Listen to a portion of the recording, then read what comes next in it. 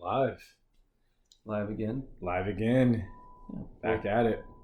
Welcome back, everybody, to another episode of the podcast where we pull back the curtain, give you some insight on what goes on behind the scenes of your favorite bar and restaurant. And we like to call it the industry perspective. Did you do that last time? I didn't. You didn't give me the chance to. I didn't give you a chance to do shit last time. Yeah. No, you didn't. Terrible co-host. And we didn't even drop the second one yet. This is the third one. This is the third one. Yeah. I thought you already put the second one out. Tomorrow. Oh. We've been recording a week in advance.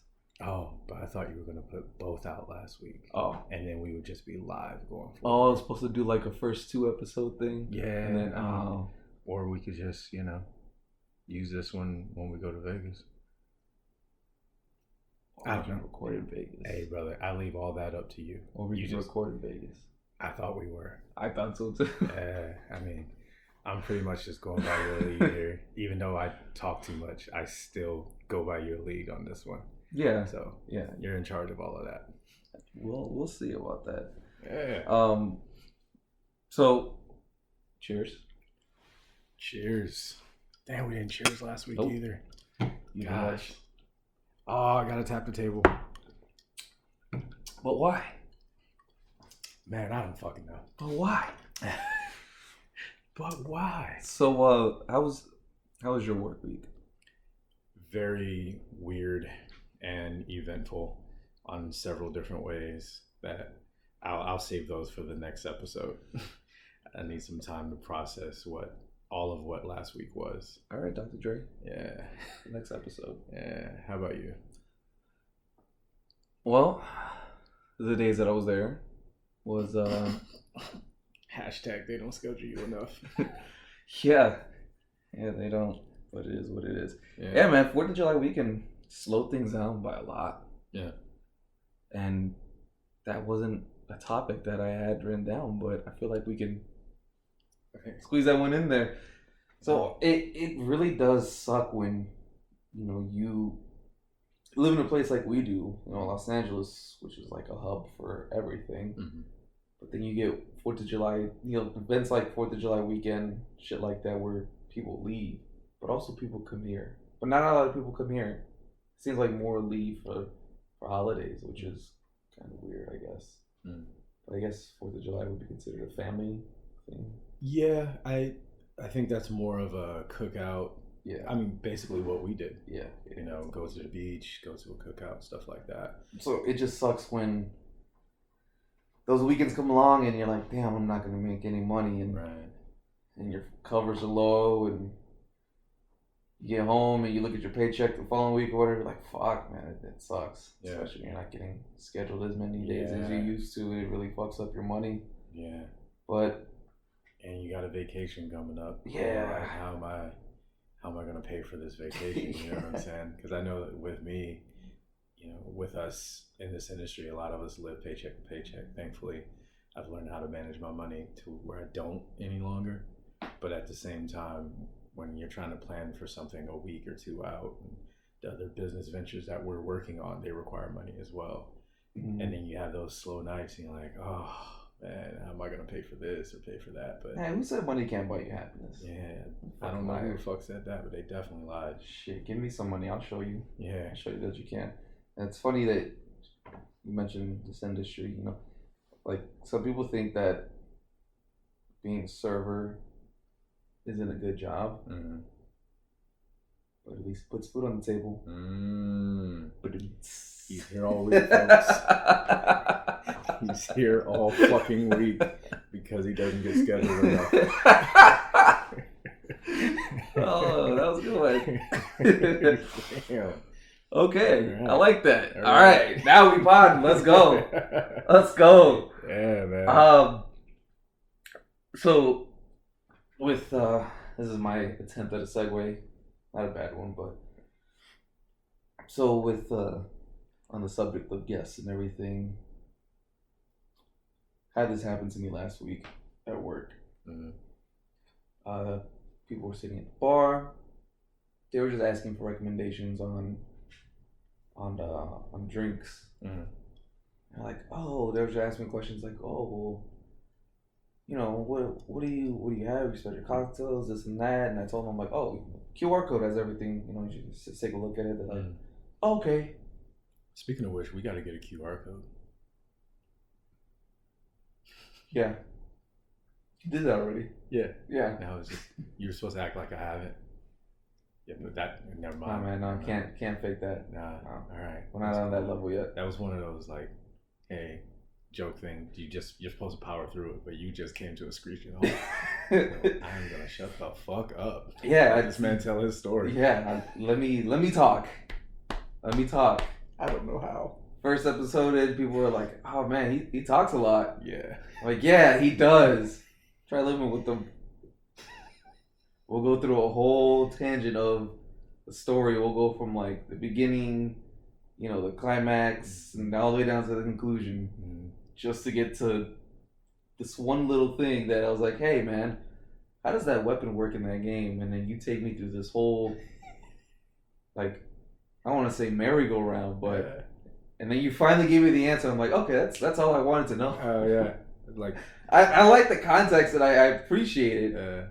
I'm like the James R. Tolkien of podcasters. I tell you so much shit that you did not ask for. Yeah. You gave me 2.5 hours of extended cut. Yes. Yeah. Yeah. But you were saying. Yeah. I was saying that. See, that's how that feels. Don't throw stones.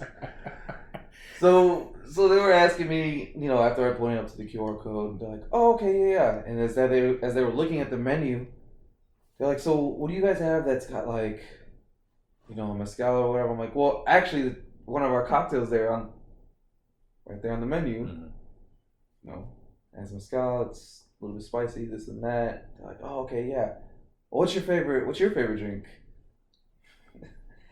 And I'm just like, "Well, two of my favorites are this one and this one." Like, "Oh, okay." So I was like, "Yeah, I'll give you a minute. I'll come right back." Whatever, go took care of that. Came right back literally in a minute. So were your recommendations, where you said your two favorite, were they on the menu or yeah, they were personal? They were on the menu. And then they're like, "Oh, okay, yeah." So they just started asking me, you know, just questions about the drinks, and I answered them, giving customer service, not a problem. But they were like, "So what do you recommend?" And I asked them, "Well, what do you like?" "Oh, you know, I like tequila, mezcal. You know, I like the whiskey." I'm like, "Okay, well, based off of that, I gave them my recommendations. Right. I pointed them to the Spicy Crush, the Woodsman, that one. Gave them a flavor profile, told them what it tastes like. You know, like the Woodsman's like, "Oh, this is something you drink at a campfire. You know, sitting at home, you're, you know, something to warm you up or something like that. You know, gives you that really cozy feeling, that comfortable feeling." Spicy Crush, it's got a little bit of a kick to it. It's not too crazy. It's strawberry undertone. We should edit those drink names out. Should we? I don't want to give them any shine. I don't work there no more. I'm being petty now, man. Damn, that's extra work for me, but all right, I guess. Speaking of, you never gave me a description for the last episode. That's why I didn't upload it. Oh shit, son! I didn't. Yeah, I didn't. That's why I didn't upload it. Yeah, I thought I did. You got to keep me on task, man. Yeah, I know. You already know I'm so fucking busy. I know. But if you put me on task, I'm gonna get it done. Like the QR code. Yeah. But yeah, I'll.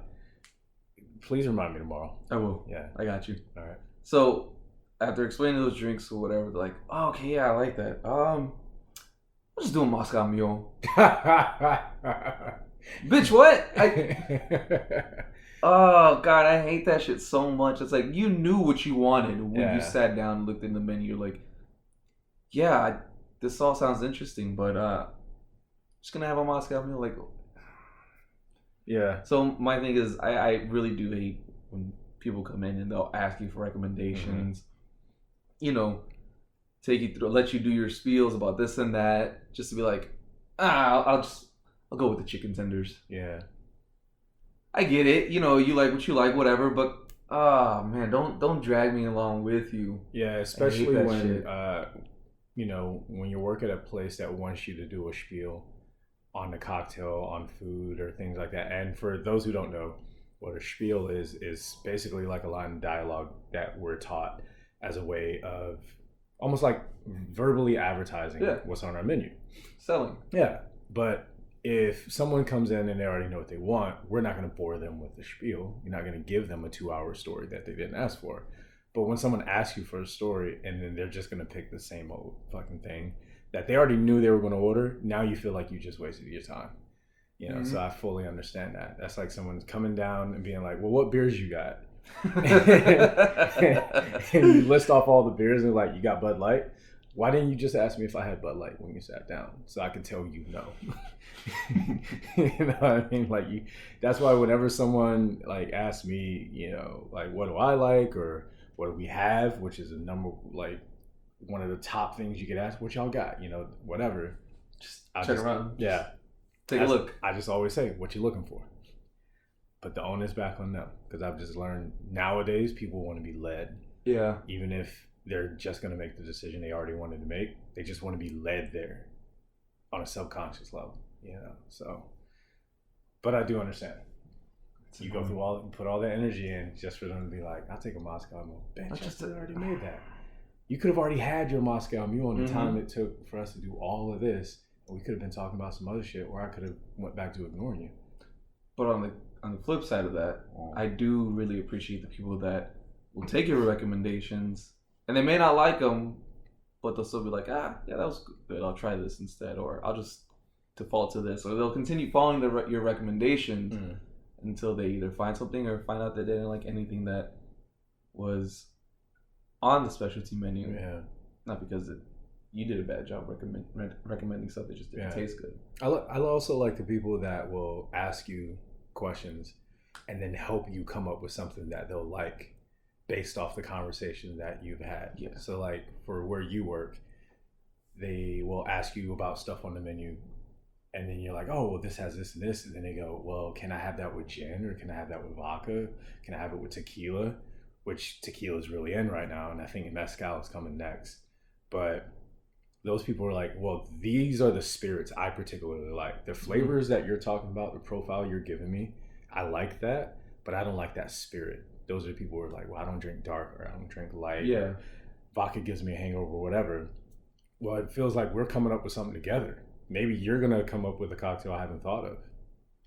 I mean, most of the time, a lot of those spirits and those cocktails, they can be interchangeable. They're tailored the way they are for that flavor profile.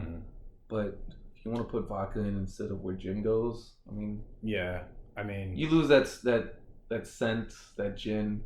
You do, but yeah, you know they're gonna like what they like. It's like, yeah, you want that cocktail, but you want it with vodka instead. I'm not gonna tell you no. Yeah, that's what you like. That's what you like. Yeah, but you could also end up in a path where they pick a spirit with a flavor profile of a cocktail, and it tastes better. Yeah, and it's actually something you already like. You're like, well, I mean, we've both seen menus and been like, I like this, but it would taste better with this, in my opinion.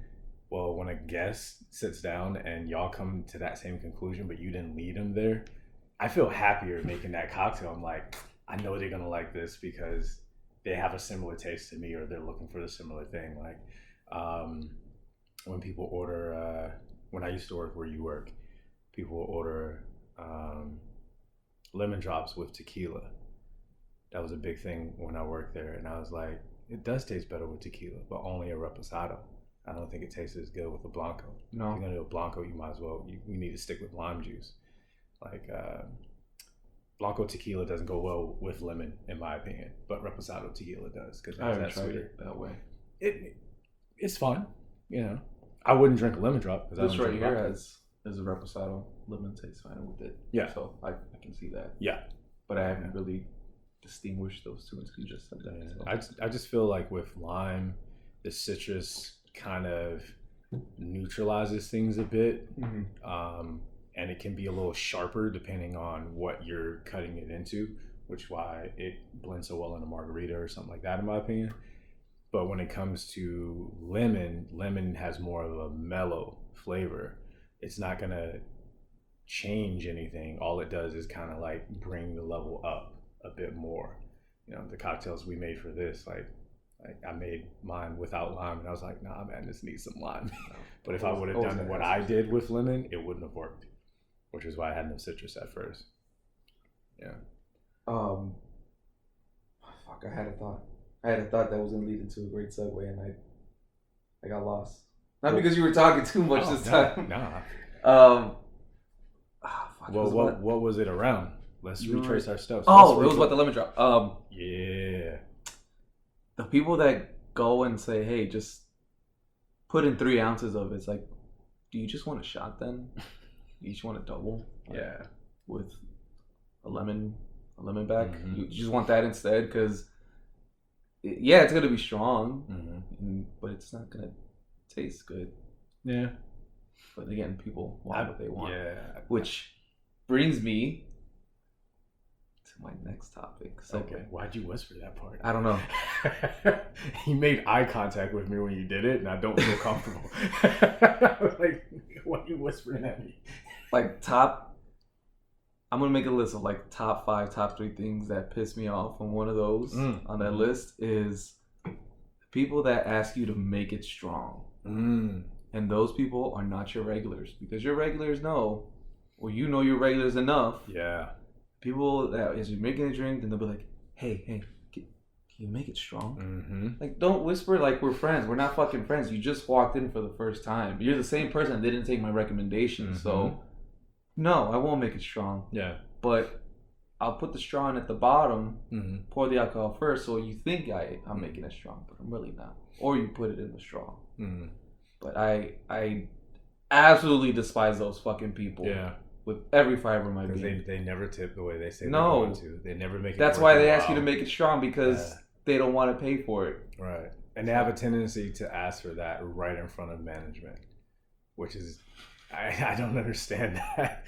Like, they'll see someone standing to the side who looks like a manager, and they're like, yo, hook me up. I'm like, don't you see this motherfucker standing right there? Like, I'm not hooking you up with shit. Yeah. You know what I mean? Your one drink is not worth my job. Like, you might say you're going to hook me up, but that goes into the pot, and that's divvied out between everybody. Yeah. Like, if you want to hook me up, give me another job if I get fired from this one.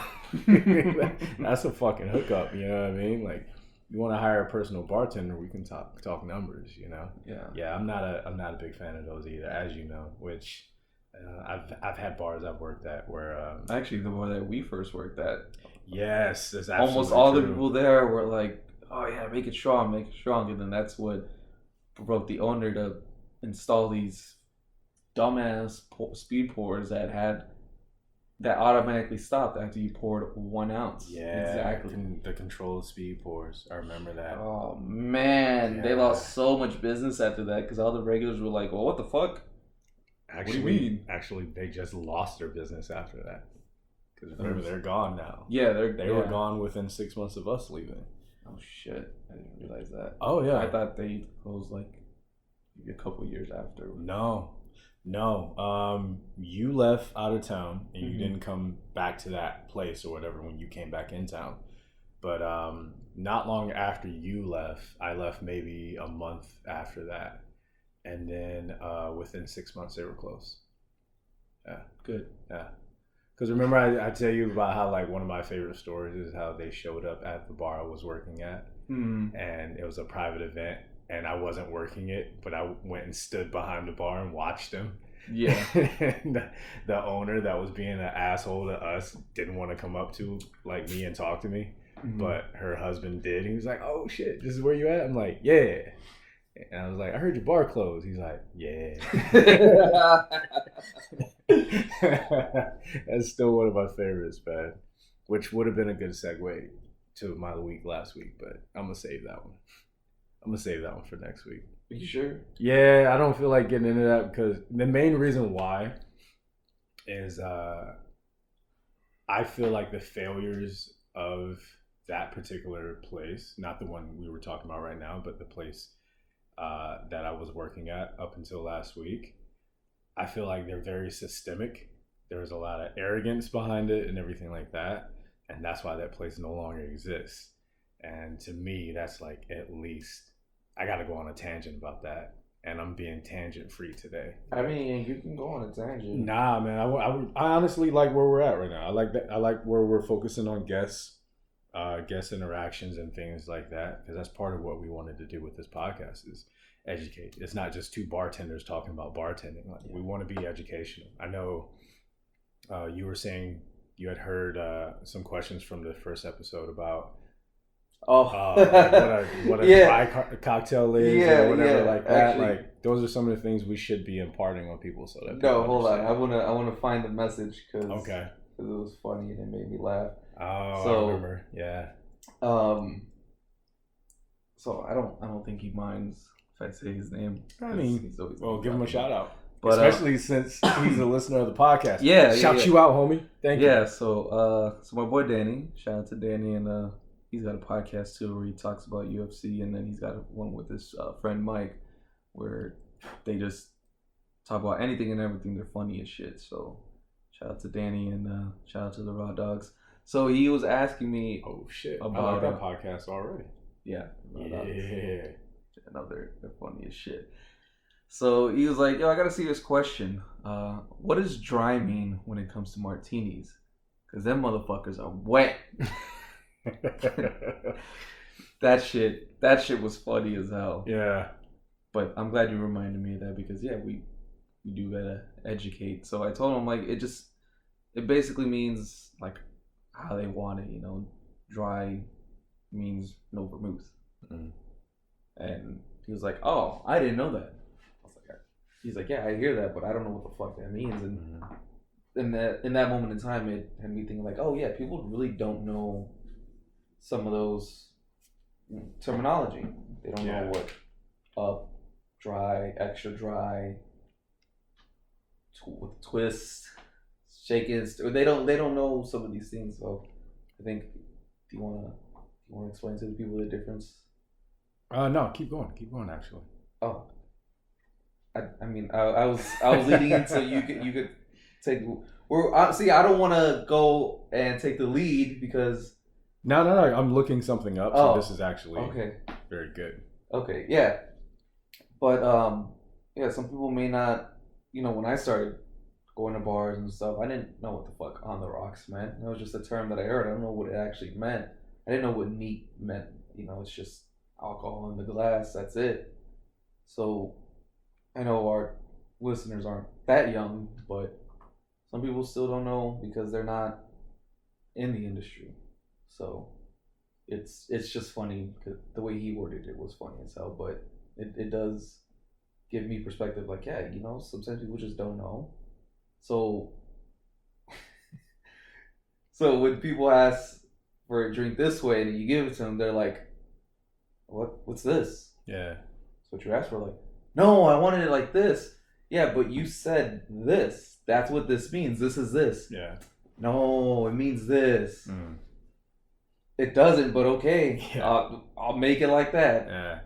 So. Yeah. So what I was looking up because I wanted to make sure that, you know, we said our terminology correctly if we're going to be educating people, and also it goes in with the joke. So when you're typically making a martini, like a classic gin or a vodka martini, which is another reason why when you're ordering a martini from a bartender, they immediately say vodka or gin. You can't just say I want a martini. You gotta give us the spirit. Wet is the typical way that we all make it, where you do like an ounce of dry vermouth, and then a dry martini is when you use less vermouth. Where extra dry means you use almost no vermouth or you do a vermouth rinse. Yeah. So I just wanted to make sure before I said that and articulated that on the pod that I, you know, double checked my answers, you know, because that's how I've always known it.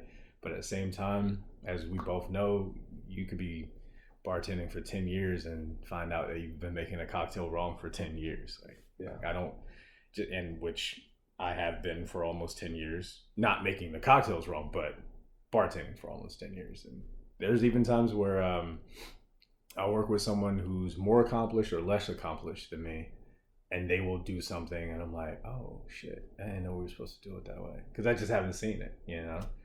When it comes to shaking your tin, the way that you place your tin into your, place your tins together, like tin placement, shaking the cocktail the way you want to shake it, why people do things a certain way.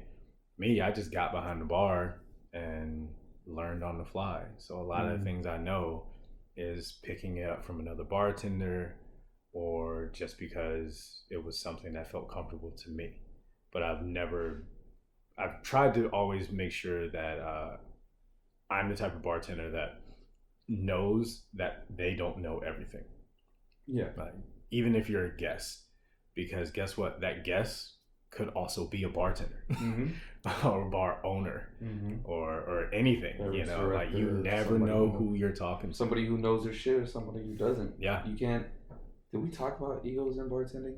We did on the last pod. We talked about egos. Yeah, you can't really have that when you're bartending. Yeah, you can be a good bartender, but if you got an ego, that's only gonna get you so far. The number one thing that so let me ask you this: when someone says to you, which I'm sure has happened a lot, "Oh man, I wish I could do that," what you do when it comes to bartending, when they see you behind the bar. I've seen your style. You have a very like calm, laid back demeanor behind the bar. You make it look really cool, but you make it look cool with the way that you carry yourself while you're doing it. And so for you, someone would see your style of bartending and be like, man, he makes it look cool. I want to look cool behind the bar the way he does. Well, I don't have those aviators no more, so I don't know if I can look cool doing it. We ain't even going to go down that road right now. But, like for me, my style is a little bit more fast paced. I don't always make it look cool, but I make every drink the same, but I can do it fast as fuck. And that's one of the things that I pride myself on. Because to me, my style of bartending is more hanging out with the guests, conversing with the guests and everything, and making them feel like we're friends. And in some instances we are. And I look at it like a single serving friend. That's what I am behind the bar. I'm a single serving friend, like a bartender shooter for them, because sometimes someone's only going to be there for one cocktail. So just try to make it enjoyable. And you get other people who just, their bartending style is their knowledge behind the bar. They're not that fast. They're not that cool, but they know a lot of shit.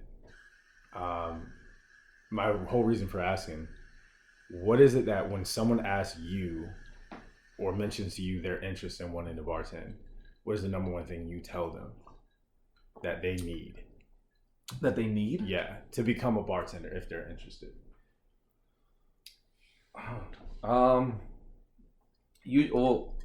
Let me preface that with this. Whenever people say, I wish I could do that. Damn, I want to know how to do that. So my response is, well, you can. I don't know. It looks kind of hard. Where I'm like, nah, not really. You just look at the recipe and pour it, shake it, and pour it again. I mean, it's not that hard. Now, wanting to be really good at it, it takes time to practice, but you can do it. Anybody can do it. Right. You look at the recipe, follow the instructions, and then you develop your own style, your own pace and your own personality behind the bar. But when people ask, like, how do you do it, or what do you do, I usually just tell them, like, well, just do it. Yeah. I mean, you Nike them. I Nike them. Yeah. I tell them I give them the Shia LaBeouf. I can just do it. I tell them make their dreams come true. Your drinks come true. You're holding two shakers in your hand. Make your drinks come true. That's how I bartend. Yeah. And you ask me, I'm like, make your drinks come true. Maybe that was a bartender video. He was wearing all black. It was. If that was like a bar's orientation video, that would be the best. Yesterday you said today, so just do it. But I that's what I tell people. I'm like, just give it a shot. Find a, if you really, really want to get into it and it's something you want to give it a shot. I tell them, like, best place you can start is like a dive bar. Just those really, not I don't say down and dirty places, but just those places that aren't higher upscale or fancy or anything like that. Just start somewhere that's a local place where you can make, mixed drinks, vodka cranberries, Long Islands, blue motherfuckers, whatever it is, lemon drops. Start learning those classics, And then you I can get wouldn't more. call Adios a classic, but okay. You know what I mean. But then you can get more to the crafty shit that we do. Yeah. So I say just start at your local bar, start somewhere, dive place, and that's honestly the best way, in my opinion. That's how I got started. That's how we got started. Yeah, same thing for me, and that's what I tell people as well. My number one thing that I tell people that they need to be behind the bar is they need confidence. If you don't have any confidence behind the bar, you are not going to last. That's just all it is to it. You need to be confident in what you're making, even if you're making it wrong. Make it confidently. They don't know that. Yes, exactly. They don't know that. Like 9 times out of 10, they don't know that. Yeah. Unless they always order what they order and they know how they want it, they know how they like it. Yeah. They don't know you fucked up. Yeah. They won't. How would they know? They'll never know. They know. How would they know? They will know I They fucked will up. never know. And that's how I bartend. And that's how I always instruct people to bartend. You know, you get a bar back or a server or busser, food runner, whoever, but they're interested in getting behind the bar. I always tell them the number one thing you need is confidence, and confidence comes with the reps, comes with the time and the effort and the work. You can't. There are no shortcuts. You know what I mean? Like, you gotta learn your shit, because you gotta be able to know your cocktails like that. Yeah. You know, especially because you need to be able to know the cocktail while, I mean, you got to be able to make a drink while the building's on fire at the end of the day. Mm-hmm. That's what's expected of you when you're behind the bar. The building might not be on fire, but you need to be able, if someone started a fire in your kitchen and asked you to make a margarita as a bartender, you need to know how to make that margarita quick enough that y'all can get out of that house before the fucking fire takes you, you know? Yeah. Because that's literally what they want you to do. They want you to have the capability of doing it. Now, do they want the building to be on fire every time? No. But they're going to love having you there as a bartender, as an employee, and everything like that. If the building's on fire, but you look calm and confident, you're like, hey man, y'all do what y'all got to do. I'm going to make this margarita. We're going to get out before this fucking fire takes over, you know? Like the meme of the dog where he's like, this is fine. Yeah. This is okay. That's every bartender. Yeah. Every bartender who's confident and is worth their shit, that's how they feel. Because you literally feel like that joke that I keep going back to that I heard at the comedy, the improv. I don't want to say the joke, even though it was a throwaway. I don't want to take away from the comedian who said it. But they basically were talking about, like, the curtains are on fire, but, you know, we're all going to just ignore it and it'll take care of itself. Yeah. Like, that's bartending in a nutshell. You know? It is. Shout out to stand-up comedians for telling jokes while the curtains are on fire. So, and with you telling people that confidence is key, with me getting back into it, I had to regain that confidence because it had been some years before I did. So I'm like, oh shit, how did I used to shake this shit? How did I look cool doing this?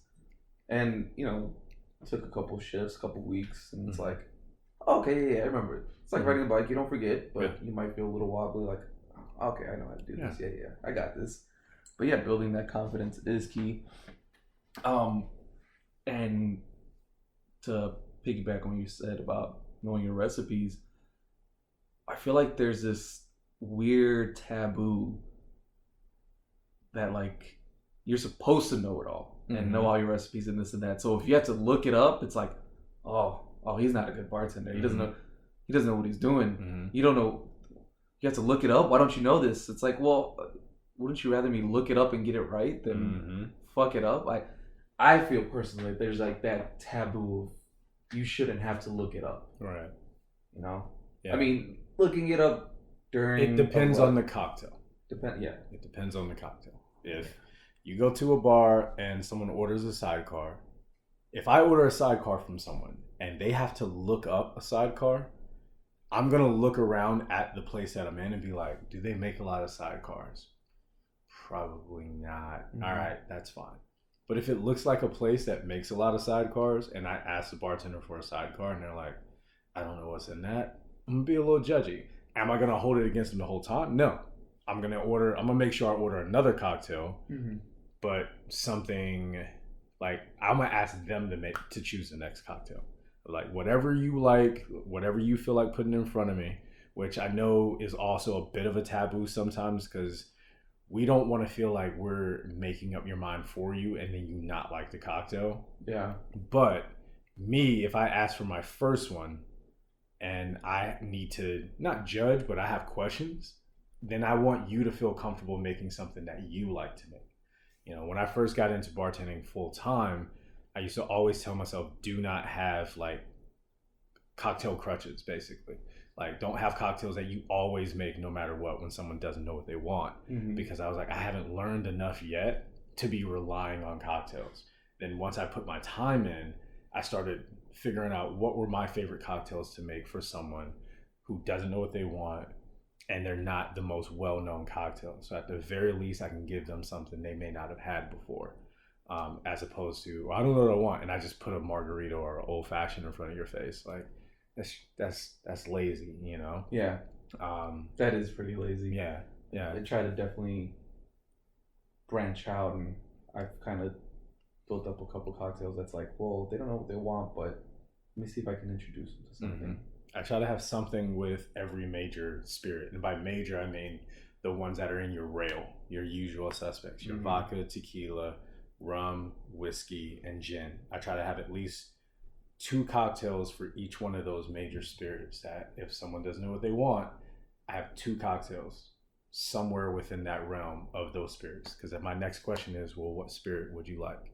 What's your favorite spirit, or what are you feeling right now? What have you been drinking all day? Because that's a big thing with people that I don't understand. Like, well, I've been drinking whiskey all day, so let's keep it going. Like, yes, if you've been drinking sugar all day, you're gonna crash eventually, bruh.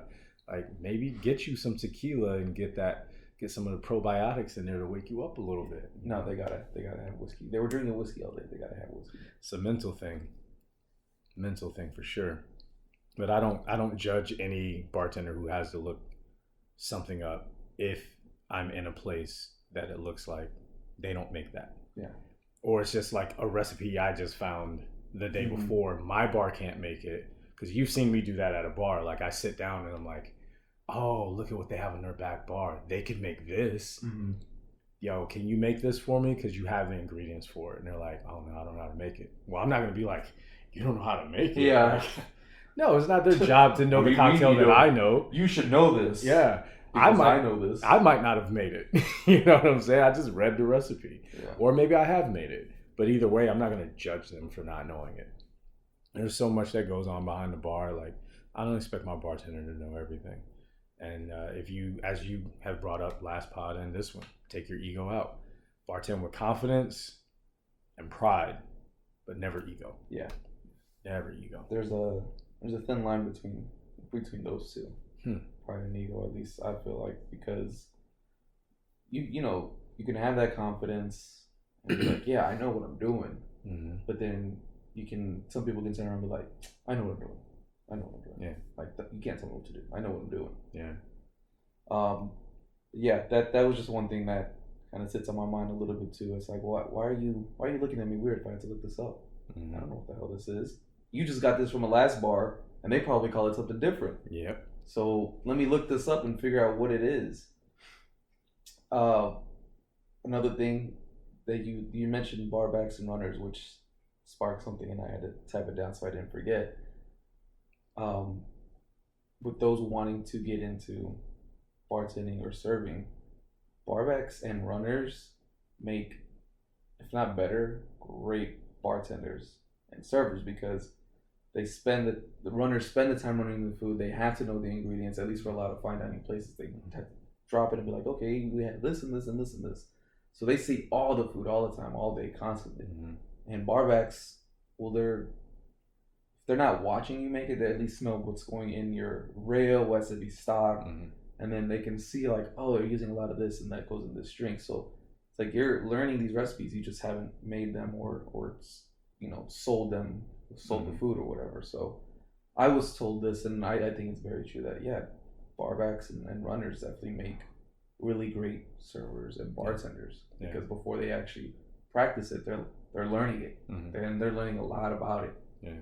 So, which is why, if a place needs to hire someone but they can't get any outside help, they'll promote from within, and usually it's one of the people, like you said, a server, a runner, bussers, people who have already been in the building, so they've seen it all. They just need to know how it's made.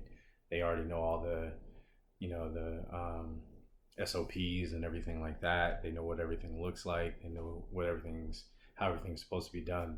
They just need to learn those recipes and get the reps in. So absolutely right. And my last one, because I know you got to go to work. Yeah. Speaking of last one. Yeah.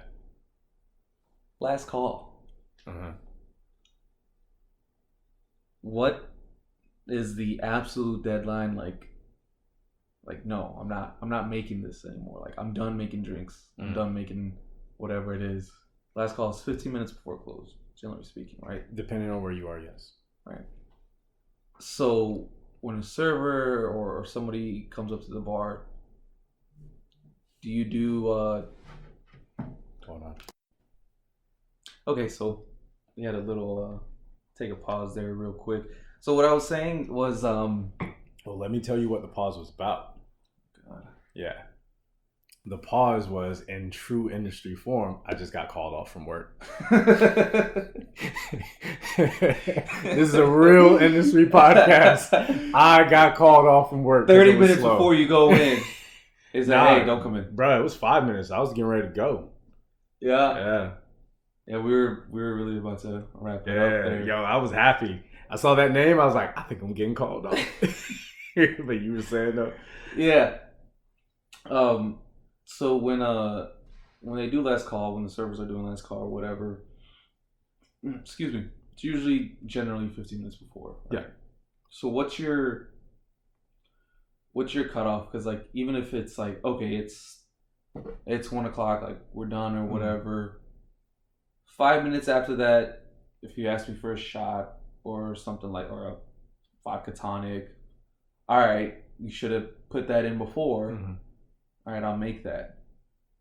But personally, if you come back 10, 15 minutes, so 30 minutes after last call, and this is no shade, but this is mostly towards the servers. You come back 30 minutes after last call saying, hey, can you pour these round of shots? It's like, yo, I'm trying to clean here. I'm trying to get done so I can get out of here.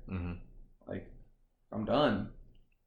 Me personally, while it's still shots, it's like, I get it. It's easy. You just pour it, but it's more the principle of it. It's like, you should have took care of that when it was at the 15-minute mark, when we're done, because we did last call already 15 minutes ago, not 15 minutes later because your table still hasn't finished your drinks or whatever, or they waved you down. Like, you should have said like, hey, no, I'm sorry, like the bar's already done, even if it is shots. Me, I look at it as like, it's the principle of it. So that for me, it's kind of like, well, you see me trying to close, I'm trying to go home. Like, where's like that coworker respect, That's the way I look at it. Now, if a guest comes up 5 minutes after and they're like, oh, can I just get one? If I haven't closed down my till or whatever, I'll throw in a. So I get what you're saying. Okay, you get. So my response, without a tangent, I have to tell everyone 2 stories, but very, very short. Okay. Mostly because they fit exactly what you're saying. Okay. But also my response is that it, like I said before, I got the call. It depends on where you work. Yeah. It all depends on where you work. Yeah. My one bar job now, because I don't have a second one at the moment. So we have a hard cutoff on cocktails, 30 minutes before closing, because we stay open until 2 a.m. So 30 minutes before closing, we're giving you enough time to drink a cocktail. You got 30 whole minutes. That doesn't mean 5 minutes before we close, hey, right. Can I get it? But at that 30-minute cutoff, it's beer and shots only until 15 minutes before. At 15 minutes before, we are no longer serving anything. And you got 15 minutes to finish your cocktails, your shots, your beer, whatever you have 15 minutes to finish it, because at 2 a.m., we're taking them away legally. And the reason why I said there's a story is because a couple weeks back, we had someone come in. He seemed like a pretty cool guy. I say seemed like, so that the story has a bad ending. And him and the guy he was with, they ordered a couple rounds, whatever. So at 1:30, he was still trying to order cocktails. I was like, nah, man, you can only do beer and shots. And we stuck to that, just the beer and shots. At 1:45, he was still trying to order like rounds of shots and beers. And we were like, bruh, you just had a shot and a beer and we're done serving. Like, we're done. This motherfucker spent the next 10 minutes talking about how he still deserved to get a shot and a beer, but he was trying to be funny about it. Now, you know me, I got patience till I don't. Mm-hmm. Everybody else I was working with had no patience for this fool. And I was just like, you know what, man? I'm going to be that guy today. I'm going to have that extra amount of patience because, you know, he might come back sometime. He tipped okay. It is what it is. He just wouldn't stop. He was on what I call, he was on the loop. When people get drunk enough, they get stuck on a loop. Yeah. Kind of like my stories. He just would not let it go. He wouldn't leave. And eventually, you know, my GM, shout out to him, Gabe, one of the dopest motherfuckers I've ever worked for, period. He calls himself the drunk whisperer, which he is. And with me as his co-whisperer, we got that motherfucker out, you know, like we got him out the door. He still had a smile on his face. Everything was fine. Now that's on a Saturday night. Now the following week he came in, but at this point I don't work weekends there anymore. Mm-hmm. So I'm not there to deal with him. And supposedly he said the wrong thing to the wrong person and they just cut his ass off. And he goes outside, starts trying to cause a scene. Next thing I know, he's like trying to break shit outside. They go outside, they mop this motherfucker up. That was the dude. Yeah. Where the lady came off the food truck and was stabbing him with the scraper because he did something to their food truck. Like, those are the type of people that, like, they, you know, nah, one more for me. That's why last calls exist. That's the whole reason last calls exist, to make it easier for the staff to get people out of the building. A lot of people don't understand why there's a last call. Mm-hmm. And some establishments, which I won't name any names, will not say that there's a last call because they're trying to milk out every little fucking penny they can get and trying to create this guest experience. Well, the guests should experience leaving the fucking building at an appropriate time so that your staff has enough time to get home. Because guess what? In the time that you're letting these people sit at your bar, your staff ain't making no more money. Mm-mm. And that little fucking hourly bullshit that they're earning on the hourly, they ain't making no money off of that. You're stressing them out. You're making them tired. They got kids. They got loved ones at home they want to get to. Or now you're making people not want to fucking work for you. So now they're going to have an attitude with your guests, which is going to give your guests reason to have an attitude with them at a time where the guests ain't even paying them no more. You create this toxic fucking environment. Mm-hmm. You need to adhere to a fucking last call. I hate places that don't have a last call because you're giving people free reign. Now, if you close before 2 a.m., you need to have a last call more than a place that has a last call at 2 a.m. Because you and I have worked at bars where the last call was 5 minutes before because they were money hungry, blah, blah. But they had hella security at 2 a.m. They would snatch drinks out your hand. I don't give a fuck what you pay for. Get out the building. If you ain't got security like that, you need a hard last call. It creates a flow for your workers, your employees, whatever you want to call it, for your guests. Help us help you give the right experience. The other reason I brought this up was because, well, my other story, which is short, of course, is what happened to me at that bar that just closed. I was told to do last call, and a group of 4 walked in, or a group of 3 walked in right after I was told to do last call and clean the bar. And then 2 minutes after they sat down, a group of 3 came in, and it was the executive chef's boyfriend with their family. So now I got him and his family that I got to take care of, as well as these other 3 guests that I don't know. And I already had 3 people at the fucking bar. And this is the last night this place is going to be open. So I'm trying to get the fuck out of there. And I wasn't making any money at this place anyway. So you got all of that added together. But because there was no hard last call, they were there for over an hour. Almost an hour and a half before I finally got everybody out the building. So that, to me, like, I ended up having a conversation with the guests that, you know, that had just walked in when last call was said. And they're like, no, you weren't rude, but we could tell, like, you didn't want us there. I was like, it's not that I didn't want you there. Is that I was told to do last call, but not a hard last call. And as soon as you walked in, I knew I wasn't going to get out at any time soon. But they had also cut the server. There was no manager on the floor. I'm on the floor by myself, trying to give you good service as a bartender, but also taking your food order and running your food because there's no food runners. And this place is supposed to be closing down in like an hour. But that's for next episode. So I said all that to say, last call is there for a fucking reason, which I felt like that's what you were like bringing it up for, because you work at a place that does not have a solid last call. They don't enforce it. Yeah. It's more of like a, hey, if you want to stop drinking, we're probably gonna stop serving drinks around this time. So, you know, they don't do last call; they do last text. Yeah, and no one's checking their phone. Yeah. It's more of like a suggestion instead of no, these are the rules. It's a last call, but it's just a suggestion. You don't have to stop drinking, but just so you know, we're probably gonna stop serving. So you know, maybe finish your drinks or not. Totally up to you. We'll take your money either way. It doesn't matter. Yeah. But yeah, that's I like how you brought that on, and I like your viewpoint and explanation of last call for those who don't know why last call existed, because I feel like in a guest's mind who's never worked in the industry, they think of last call, it's like, oh, they just do that so they can get out of here on time. It's like yes and no. There's definitely some truth to that, because like you said, people want to go home. They've been there for 5, 6, 7, 8+ hours. So yeah, they're done. You know, they're not making any more money because they did last call. So yeah, they want to go home. So whatever it is, they have to go home to. So it's part of that, but mostly so you guys can get the hell out of there. Yeah. And both parties. And just here's from our perspective, to throw the name into the podcast, but from the industry perspective, the people who are working there, we're sober, depending on where you work. Yeah. Depending on where you work. Oh, yeah. We're sober.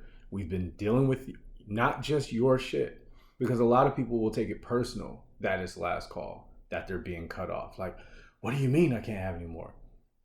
Bro, don't you think I want to go have a drink too? Don't you think I want to go see my girl or go see my boy? Like, whatever, you know, your orientation is, you have people you want to go see, or you just want to be left alone. You want to go sit in a dark room and act like the world doesn't exist.